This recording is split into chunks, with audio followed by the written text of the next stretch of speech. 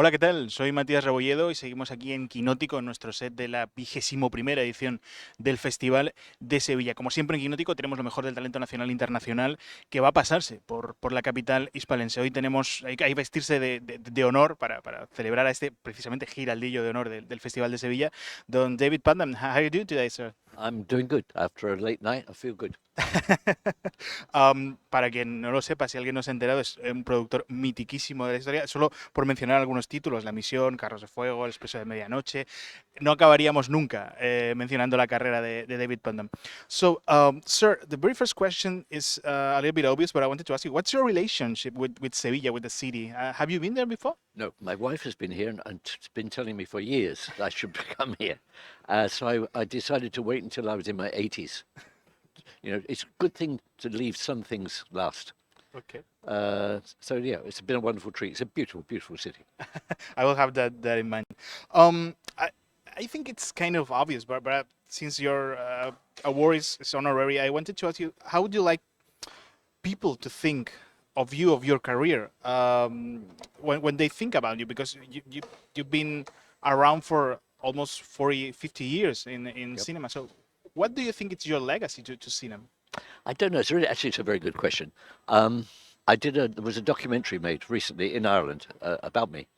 And I said in that documentary, I think it's true, that if you want to understand me, just look at my movies. I've made 30 movies, of which 8 are not very good. 8 are good, and then the others are in the middle. But the stories I want to tell and who I am and what I care about are all in the movies. So in a sense, the movies are me. They are a reflection of what I care of my feelings about the world, the kind of world we do live in, the kind of world I'd like us to live in. It's all in the movies. When you're here in Sevilla, in Spain, it's a whole other country, and people of different ages recognize your work. What comes to your mind? It's a sense of being proud, a sense of I don't know. Yeah, it's what comes to my mind, especially recently, is how glad I'm that I was a filmmaker, not a politician, because my work is on the screen. It exists. Okay. It exists on DVD. It exists in streaming. It exists. So, in a sense, my life exists. I always feel sorry for politicians, as once they're gone, and people only remember the things they got wrong. Well, since we're there, this year is maybe the first since I can legally drink that the Labour is ruling over UK. I wanted to ask you about that. How you see Keir Starmer right now? I met him once ever. So I retired from politics 3 years ago. So I was in Parliament for 24 years, and I really enjoyed it. And I think I did some good work. I think the work I did in Parliament, in a way, was as good as the work I did in cinema, and maybe also not as good as the work I did in cinema. But I'm hopeful. We have a left of centre party which is in power, which is great from my point of view. We had a number of useless, I mean really useless, conservative governments, which are an embarrassment. But I think it's going to be difficult. I think we're in for a very, very difficult 50 years. I'm glad I'm the age I am. I really worry about my grandchildren. I really worry about the world that they are inheriting, most particularly since the elections on Tuesday. Well, yeah. So, what's David Puttnam's take on Donald Trump? For me, well, let's just talk about the election. For me, the election's interesting. It was like American Brexit. It was like a self-inflicted pain on the country, and they will wake up eventually and realize what they've done. America's not a stupid country, but I think they made an extraordinarily stupid series of decisions. On the other hand, I also understand, as I did with Brexit, understand the pain, understand frustration, understand the anger, but at the end of the day, I think America itself will bitterly regret the decisions it made on Tuesday. Oh, I do think so. I wanted to ask you, you mentioned your grandchildren. I wanted to ask you about future generations because, Excuse me. Hello, Miss, perdón. hello. I think that. Oh. Okay. Sorry. Thank you, sir. I wanted to ask you about future generations because what would you? It's not future generations. It's the younger you. Because what would you say to the David Puttnam that was starting in the 70s right now? You know, the 70s, early 70s in the UK was very, very bad time for cinema. So you had to become very inventive. But it was a great time for music. So I used the music industry really as my lever to lever myself into the movie industry. And the first 3 or 4 films I did were really very, very much based on music. They were sort of rock and roll. They were biographies. They're sort of semi-autobiographies, but based very heavily on music. So today I would advise a young producer particularly, look around where in the cultural world are there opportunities. Number one, in terms of cost, people forget that when I started with celluloid, the most expensive element of any movie was the film itself. The first decision, how much film can we afford? How much film can we afford to expose and print? And that was a big, big cost. Today, that's a zero cost. So now you can make a movie with iPhone. And if you've got a great idea and some talent, you can express that idea and you can put it out on YouTube and people will say, this guy's really got talent. This woman's got enormous talent. I just came from Singapore where I'm teaching my students. I had 5, all women as it happened, 5 brilliantly talented young people, all of whom were able to express their talent using very, very ordinary technology in a way that was totally impossible for me 50 years ago, where I needed cameramen, huge cameras, film. It was an enormous enterprise. Today, it's very light. I mean, look here, you've got a 3-camera setup. It's incredible. I would have had to have 16 people sitting behind the cameras and film.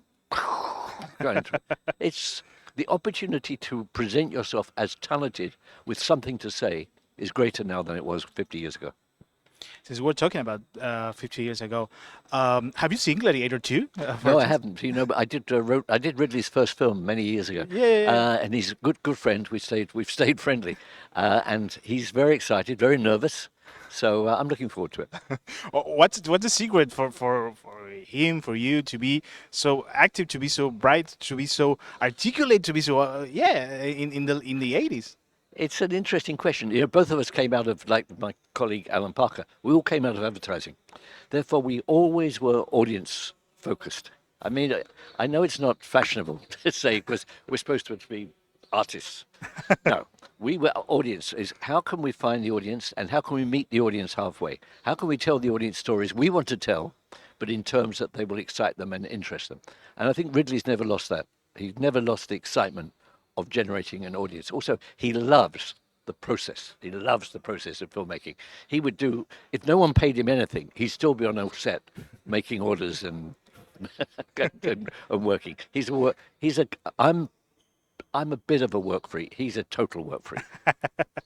So, well, for our audience to know, The Mission, Chariots of Fire, Midnight Express, the list goes on and on. But which one is the one that you feel most proud of through your career?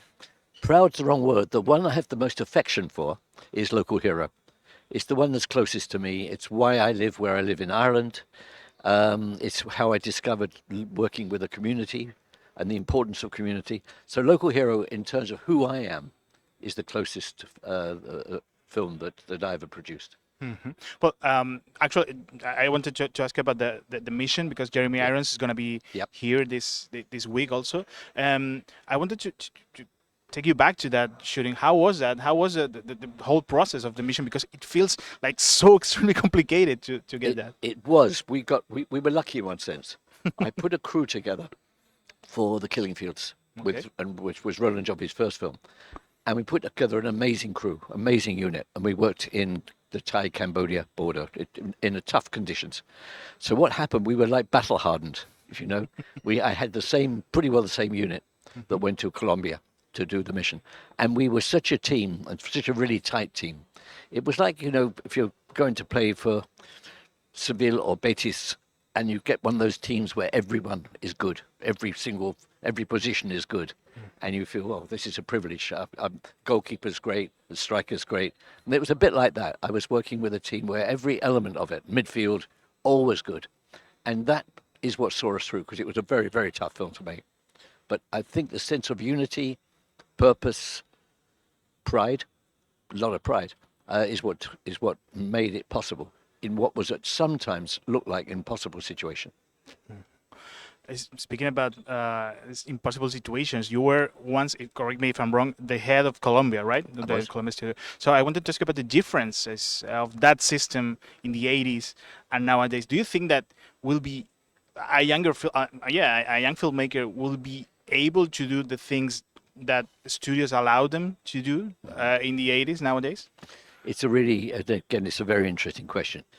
I got lucky in some ways. For example, when we did Midnight Express, the studio was in turmoil, complete turmoil. There was no boss of the studio.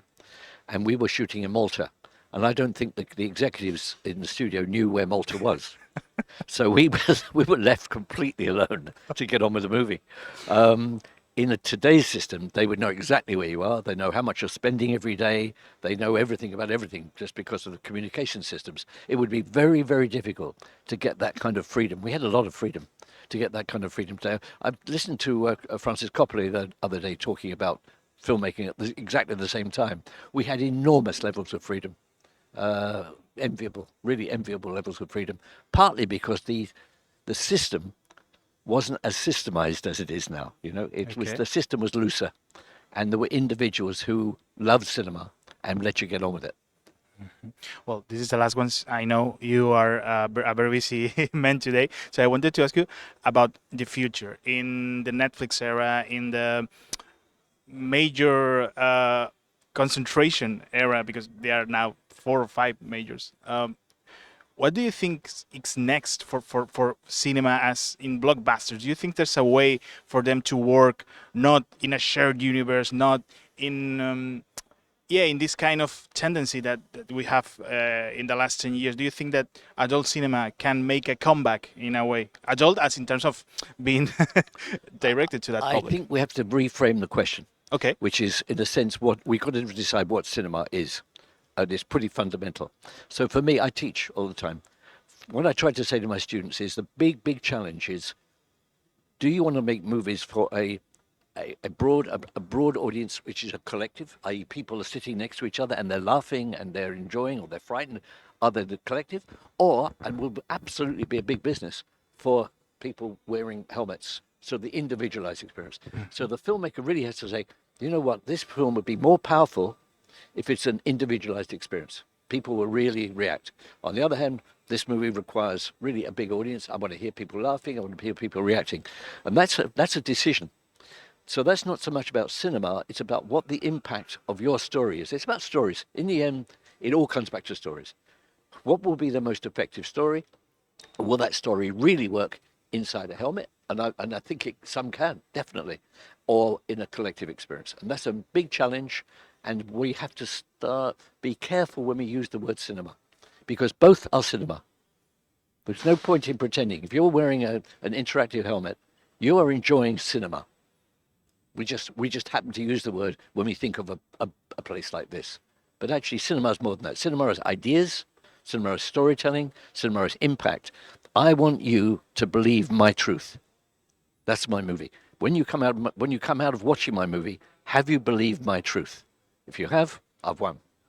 Well, I can't think of a better way to end the interview. Thank you, Mr. Puttnam. Thank you very much for having me. Y nosotros seguimos aquí en Kinótico, ya sabéis, con todo lo que traiga la 21ª edición del Festival de Sevilla. Para todo ello, en kinótico.es, la primera con K, la segunda con C.